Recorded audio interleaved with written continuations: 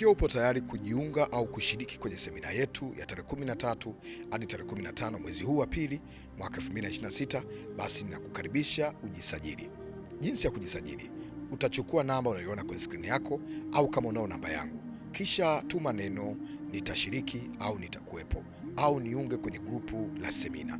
Na grupu hilo ni special kwa ajili ya wewe ambaye umejiwekea commitment kwamba nitafika.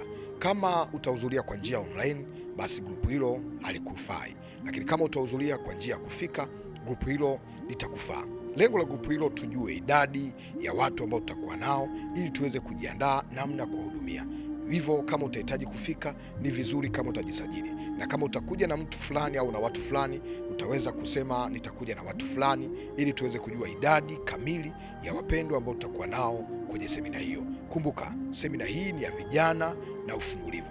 Iwe uko kwenye ndoa au hauko kwenye ndoa, karibu kwenye semina ya maombi ya vijana. Karibu kwenye semina ya maombi ya vijana. Unahitaji ndoa, unahitaji Mungu abariki ndoa yako, unahitaji kazi, unahitaji kuinuliwa kiuchumi, kuna mambo yako ambayo unayapitia ambayo unatamani msaada wa kiroho, kuna vitu ambavyo huelewi kwenye maisha yako, kuna magonjwa na kusumbua. Semina hiyo ni kwa ajili yako. Tutapata muda mzuri wa kuomba na Mungu wa mbinguni atatufungua. Mungu akubariki sana. Nitafurahi kukuona, nitafurahi kukuhudumia. Ni mimi mwombezi Pastor Godwin Ndelwa wa huduma ya Maombi ni Dawa. Kanisa letu linaitwa Rehobothi Maombi ni Dawa. Linapatikana wapi? Dar es Salaam, Mbezi, Malamba mawili. Semina hiyo itaanza saa 9 hadi saa 12 jioni. Mungu wa mbinguni akubariki. Ni siku 3.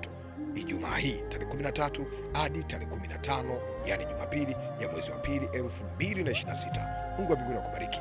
Uwe na wakati mzuri. Shalom, shalom.